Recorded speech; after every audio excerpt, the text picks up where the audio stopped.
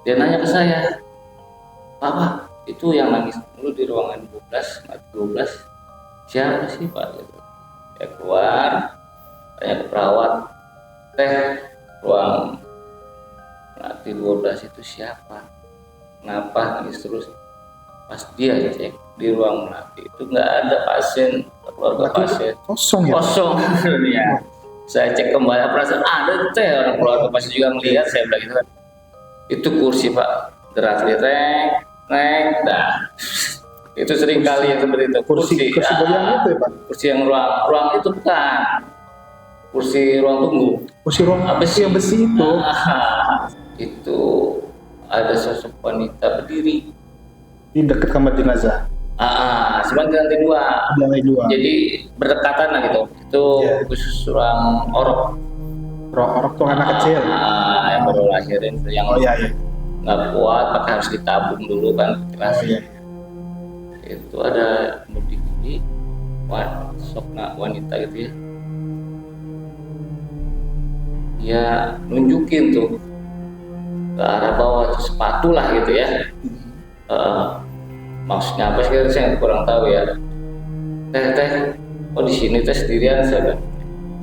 Dia malah gitu aja tuh. Jadi dia cuman kayak apa ya bahasanya? Ngegerem gitu. Ngegerem.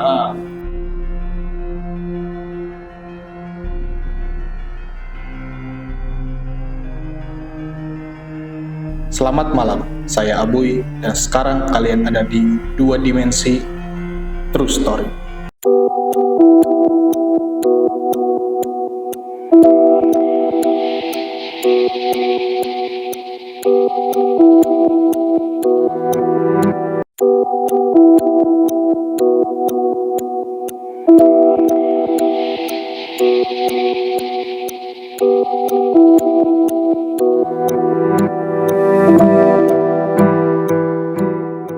Pengalaman horor yang pernah dialami oleh segelintir orang adalah pengalaman yang tidak akan pernah terlupakan.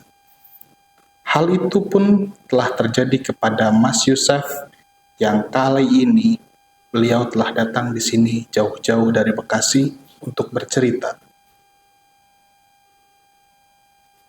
Dan malam kali ini kita akan mendengarkan ceritanya. Selamat malam Mas Yusuf. Sebelumnya bisa Mas Yusuf ceritakan pengalaman horor ketika saat itu menjadi seorang apa Mas Yusuf sebelumnya? Security. Menjadi seorang security ya. Suatu rumah sakit. Awal mula cerita kok bisa kerja di sini itu bagaimana Mas Yusuf? Sebenarnya waktu itu sebelum masuk rumah sakit. Ketika awal itu waktu saya di Sukabumi sebenarnya ada panggilan di rumah sakit RSUD Bekasi itu. Di RSUD ya? Betul, maka di RSUD Bekasi panggil untuk karena ada peralihan dari organic outsourcing gitu ya. Oh iya. Di tahun 2015 itu. Tahun 2015. Tuh. Panggil terima semuanya. Semuanya ada pelatihan dan lain-lain. Pas ditempatkan kan security kan ada tugas tempatan itu ya. Oh iya penempatan. Berarti pas training itu ya. Pos-posnya itu ya. Nanti di tempat beberapa pos gitu di daerah tersebut ya. Tugasnya itu seperti itu. Tugasnya. Jadi ada yang ditempatin di IGD, ada tempatin di ruang jenazah, ada di tempat ruang objin atau akhir ya. Yang ruang jenazah berarti ada khususnya juga ya? Ada. Nah, kebanyakan itu memang orang yang namanya baru di rumah sakit ya. Apalagi pengalaman pertama di rumah sakit itu diujinya luar biasa kalau di antara dua pos itu, IGD dan ruang jenazah. Oh berarti Mas Yusuf sebelumnya pernah jaga di ruang jenazah juga? Betul, cuman pengalaman baru masuk ke rumah sakit itu baru pertama kali. Iya. Tuh. banyak yang kuat Pak. Banyak yang nggak kuat. Berarti saat itu emang sempat banyak ya yang jaga, Ya dan banyak yang nggak banyak, kuat. cuman banyak yang nggak kuat itu di pos itu, di IGD dan di ruang jenazah banyak yang keluar lah ibaratnya karena nggak kuat. Kalau di pos eh, ruang jenazah itu ya melihat kejadian kecelakaan, Kecelakaan. ya biasanya di jalan raya Pak. Berarti itu RSUD itu dekat sama jalan raya ya Pak ya? Betul. Oh, berarti emang ketika ada kejadian atau kecelakaan di seberang itu bisa langsung bawa ke rumah Betul. sakit itu. Mayoritas ke RSUD langsung. RSUD-nya ya, kan terdekat ya untuk pertolongan pertama. Apalagi itu rumah sakit daerah kan. Iya. Otomatis dilarikan pertama kali itu ke RSUD. Ini Pak, saya penasaran sih, hal-hal apa yang katanya kan tadi Mas Yusuf bilang itu banyak yang nggak kuat ketika dia jaga di dua pos itu ya, katanya salah satunya di ruang jenazah. Saya juga mungkin merasakan ketika di ruang jenazah itu mungkin di area luar aja emang udah kerasa seremnya. Cuman ini pertanyaan saya, hal apa aja sih yang terjadi gitu kok orang-orang banyak yang nggak kuat sampai keluar ke akhirnya gitu. Sebenarnya bukan di ruang jenazah aja. Yang kalau ibaratkan masalah-masalah yang goib lah gitu ya. Ya mungkin kejadian yang baru pertama kali lihat darah, usus keluar gitu ya dari tubuh. Sebenarnya bukan masalah goib yang sering keluar ya, banyak kan kekuatan anak gitu enggak. Karena apalagi bangkai yang dari apa kali gitu ya, udah berapa hari gitu. Baunya menyengat banget tuh. Baunya bisa keluar dari ruangan juga. Betul. Apalagi dicampur banyak mayat ya. Terus Mas Yusuf? Ya, kalau kisah misterinya itu pertama jalannya sebagai security kan ada waktu-waktunya tuh, ada shift pagi sama shift malam itu kita kerja itu 12 jam. 12 jam. Tuh, pagi, sore. Cuman yang lebih menegang itu pas shift malamnya. Shift malam ya? Betul. Pernah waktu itu kejadian, sebenarnya yang lihat waktu polri sebelum yang lihat masalah hal itu keluarga pasien Pak. Tuh, waktu itu sekitar jam 12 malam ya, tempat itu ada terbagi dua waktu shift malam, ada jam 9 jam 12 malam. Nah, waktu itu pas jatah giliran saya itu patroli. Itu malam itu juga. Patroli itu jam 9 untuk mengusir, bukan mengusir sih apa, membersihkan steril warga pasien berbesuk atau apa itu ya. Oh iya. Untuk jam 12-nya itu untuk antisipasi aja. Antisipasi itu. Nah ketika pas jatah saya patroli, itu ada namanya ruang melati khusus ibu-ibu yang melahirkan. Tepatnya di lantai 2. Itu waktu saya patroli ke ruangannya itu. Sebenarnya bukan saya yang lihat sih. Untuk pertama kali itu keluarga pasien. Saya jalan ke lorong tiap ruangan. Dia nanya ke saya, Pak, itu yang nangis dulu di ruangan 12 siapa sih Pak? Ruangan 12 itu ruangan apa? Ruangan tetap melati, cuman kamar melati 12. Nah, tuh. Ketika itu saya juga penasaran kan, saya sih nanya kenapa ada apa anak yang meninggal pas melahirkan atau ibadah ditinggalin suami atau gimana ya. Makanya saya sempat kepo lah gitu. Penasaran. Yang mana sih Pak ruang tugas itu Pak sebelah sana, nangis mulu kata ibu-ibu, ada nangis. Cek emang benar ada nangis. Usaha Bu, saya bilang, saya namanya security kan hanya bisa menengahi atau menenangin aja ya, bahasa gitu. Bukan mengamankan. Betul, sama mengamankan sama juga. Lihat kondisi kan ya. Kondisi karena mungkin lagi sedih atau apa itu. Nah, ketika itu saya lihat emang betul ada yang nangis itu ibu-ibu. Dia duduk di tempat tidurnya. Itu ibu-ibu yang nangis. Betul, benar. Makanya saya sempat nanya tuh, Bapak bener nggak sih? Pas saya ke situ, udah Bu sabar, saya tenangin ya, kayak seperti itu. Berarti Mas Yusuf itu sempat interaksi ya sama ibu? Betul, sempat interaksi. Ketika itu juga saya tenangin lah, gimana supaya tetap nggak nangis, tetap nggak diam, terus seduk-seduk gitu ya nangis. Ya udah lapor ke perawat, ya keluar, tanya ke perawat, teh ruang Melati 12 itu siapa? Kenapa nangis terus? Pas dia cek di ruang Melati itu nggak ada pasien, keluarga pasien. Kosong ya? Kosong ya. Saya cek kembali perasaan ada teh orang keluarga pasien juga melihat, saya bilang gitu kan. Nggak ada Pak, kata si teteh perawat ya. Nggak ada Pak, itu kosong katanya. Wah, saya penasaran lagi coba. Saya kalau bayar mau cek saya bilang. Saya suruh ke situ kok, saya bilang gitu. Enggak Pak, serius nggak ada. Saya dapat, ya udahlah daripada nggak ambil musik, saya cek lagi kembali. Emang betul nggak ada Pak. Itu. Dan saya langsung kembali ke keluarga pasien suaminya itu ya, yang lihat itunya masih Pak, benar nggak ada. Pas dia cek juga berdua tuh sama si suami yang nunggunya gitu ya. Iya. Ternyata emang nggak ada. Berarti emang nggak ada ya Pak ya? Udah Pak, cukup diam aja ya Pak ya, kasihan takut yang lain itu. Oh ya. Ya berarti Itu, diminta nggak cerita-cerita ke orang iya, lain. betul. Udah takutnya nggak, takut panik aja gitu Pak. Ya karena memang situasi malam di rumah sakit itu cukup eh, mendebarkan ya gitu. Karena Biasa sih. saya pernah mengalami juga sih sebenarnya dulu di rumah sakit juga ada di Cilegon, rumah sakit besar di daerah Cilegon juga. Tengah malam itu memang serem gitu tuh lingkungannya gitu. Padahal emang orang masih ada aja ya sebenarnya. Lanjut Pak. Ya, mungkin kalau emang kejadian pas ya maksudnya hal-hal seperti itu pas kita lihatnya pas patroli gitu Pak. Banyak kan mayoritas.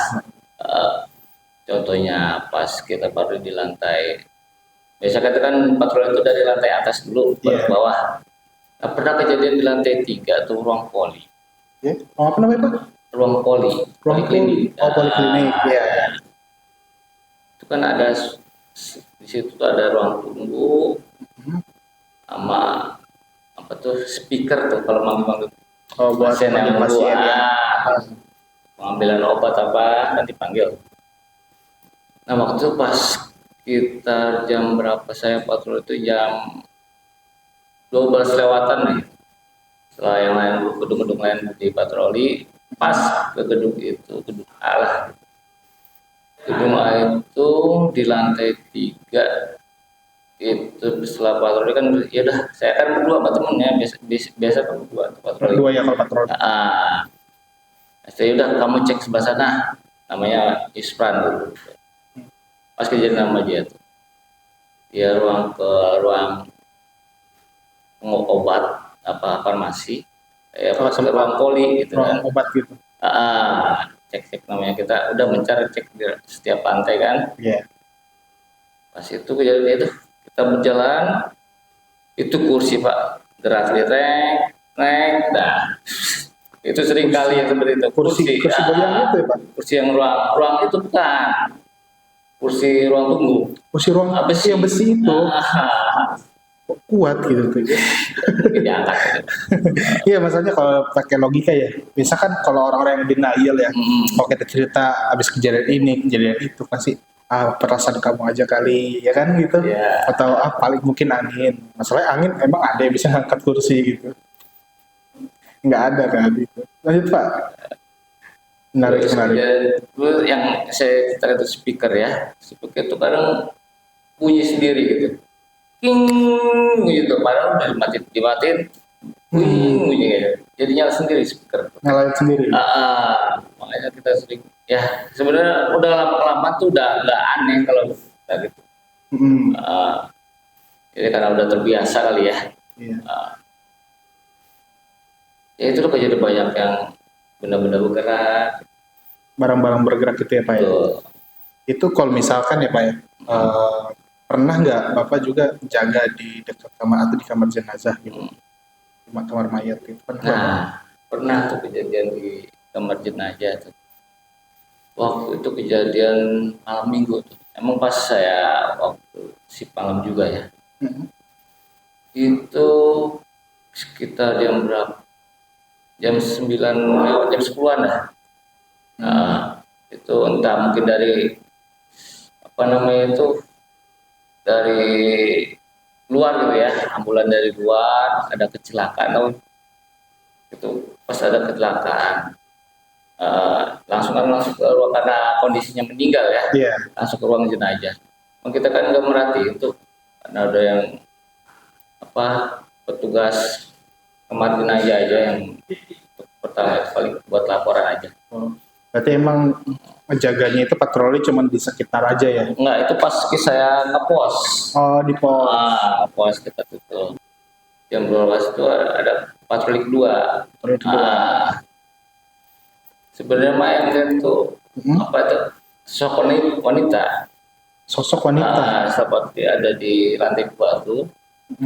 Biasanya muter dari atas ke bawah gitu kita patroli kan ya, dari lantai atas, bawah di lantai 2 itu ada sosok wanita berdiri Di dekat kamar jenazah. sebenarnya di lantai 2. Di lantai 2. Jadi berdekatan lah gitu. Itu khusus ruang orok. Orok tuh anak kecil. Yang baru lahirin yang nggak kuat, pakai harus ditabung dulu kan ventilasi. Itu ada berdiri sosok wanita gitu ya.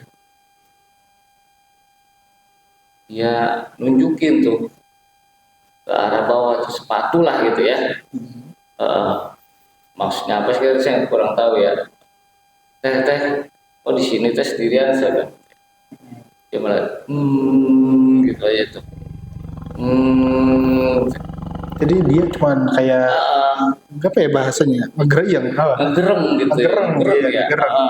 Cuman dia nunjukin tuh ke arah bawah tuh. Ke sepatu. Entah apa maksudnya saya orang tahu. Itu sepatunya itu emang dia pakai atau emang betok? Dia pakai baju biasa sebenarnya, baju biasa gitu. Baju kaos putih, celana levis, sepatu kayak semacam apa tuh, warrior lah gitu ya. Hitam putih tuh. Juga di situ sebenarnya. Teh kenapa teh? Ya diam aja. Dia diam, kita aja diam, sama hanya ikut gitu aja. Gereng aja ya. Gereng lah gitu ya. Mungkin ya sudah saya berarti ya udah, terus saya dipanggil tuh sama teman saya, udahlah, ayo kita muter yang lain kata teman saya tuh ya. Ya udah, lu ngomong sama siapa kata teman saya. Ini sama si Tete nih nangis mulu atau nunjukin. Pas saya lihat di belakang kagak ada pak. Hilang. Itu. Ngebayangin diri sendiri di posisi itu gitu. terus menarik ini pak. Nah nggak taunya saya usuk itu ketika paginya ternyata emang apa petunjuk kali ya, tak atau alam atau apa tuh yang saya tahu. Ketemunya di situ ada data dia gitu sepatunya. Oh paginya itu. Ternyata yang si cewek itu yang kecelakaan tadi malam itu. Oh jadi jam 10 malam itu. Bajunya saya ini kok seperti sama ya sama yang si Teteh saya lihat lantai 2 gitu kan. Ternyata yang kecelakaan itu. Oh, bisa dibilang itu mayat tanpa identitas ya Pak ya? Betul. Jadi emang tujuan si Teteh itu ketika pas bertemu sama Pak Yusuf malam itu tuh berarti pengen ngasih tahu identitasnya ya? Betul. Itu beneran serem sih sebenarnya, serem banget. Luar biasa itu Pak, bener.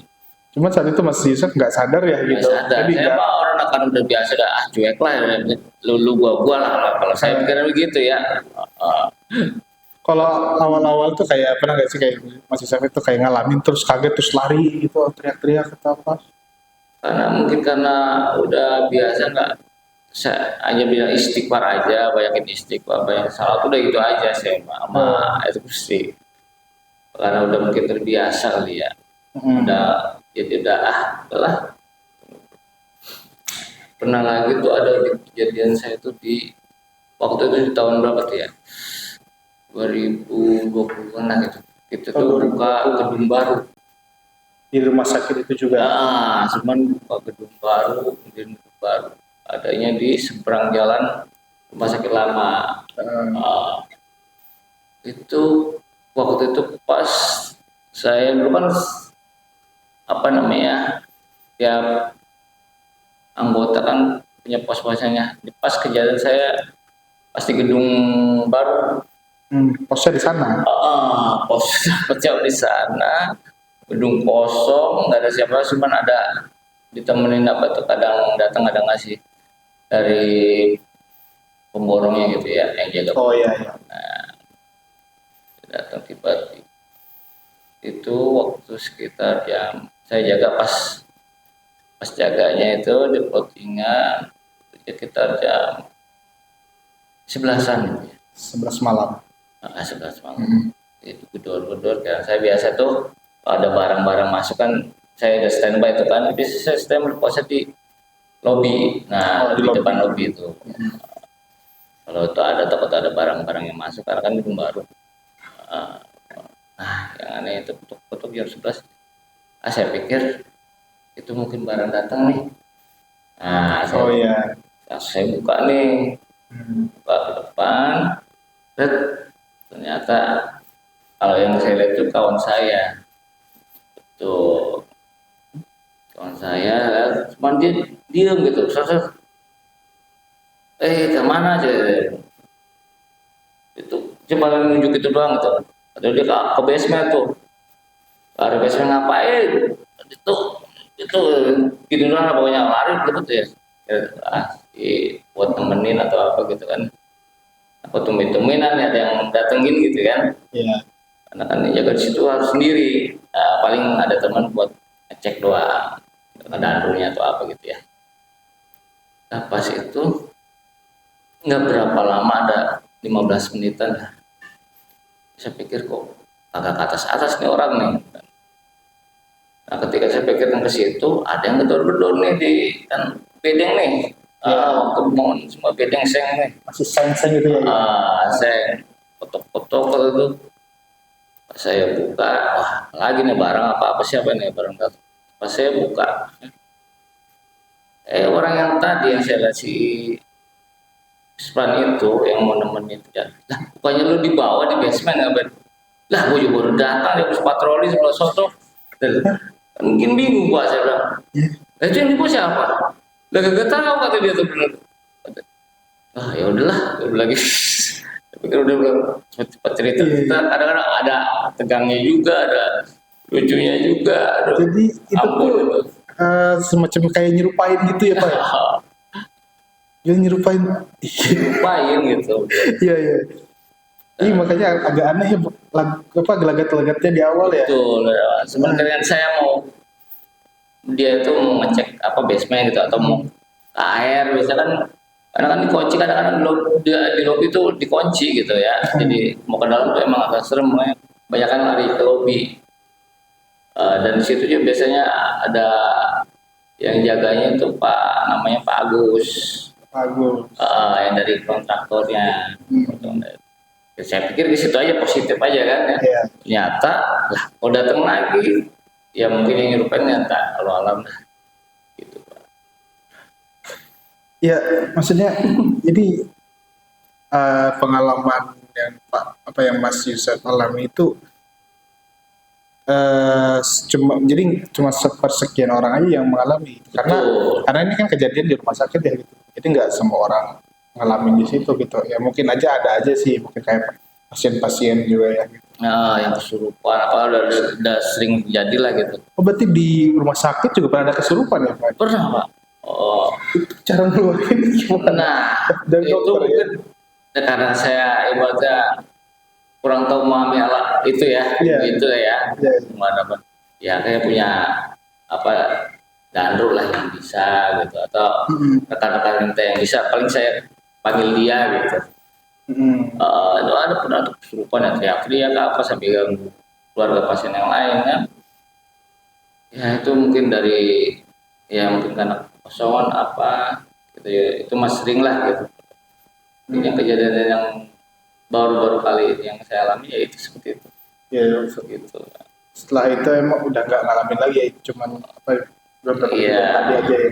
Paling ya sempat-tempatnya itu kalau udah biasa dah gitu. Nah, yang udah Sama kita benda-benda yang orang udah gak aneh lah. udah cukup berdamai ya Pak ya. Iya, iya. Ini menarik teman-teman. Mas Yusuf ini ceritakan kejadian yang pernah beliau alami gitu ketika menjadi seorang satpam ya, satpam di rumah sakit gitu. Ya, teman-teman, ini untuk Mas Yusuf, terima kasih yang udah jauh-jauh ini datang ke sini ya. Sama Yang udah mau cerita gitu di sini. Baik, teman-teman juga dari sahabat-sahabat Dua Dimensi, siapapun yang punya cerita bisa kalian ceritakan. Jika mau cerita ya bisa datang ke studionya di sini gitu, atau bisa hubungi tim kami gitu melalui emailnya atau Instagramnya. Nanti untuk selengkapnya nanti kita pasang di deskripsi. Itu mungkin sekian ya Mas Yusuf ya. Ini terima kasih banyak sudah mau cerita juga. Ini saya ulang-ulang terus nih makasihnya karena emang ceritanya menarik sih. Karena saya ngebayangin saya ada di situasi itu, saya belum tentu sekuat itu gitu karena ya saya juga kadang manusia juga kadang bisa takut gitu, bisa kaget gitu. Baik, terima kasih teman-teman, terima kasih yang sudah menonton. Jangan lupa untuk like, komen, dan apapun mereka ada di mana-mana. Terima kasih. Wassalamualaikum warahmatullahi wabarakatuh.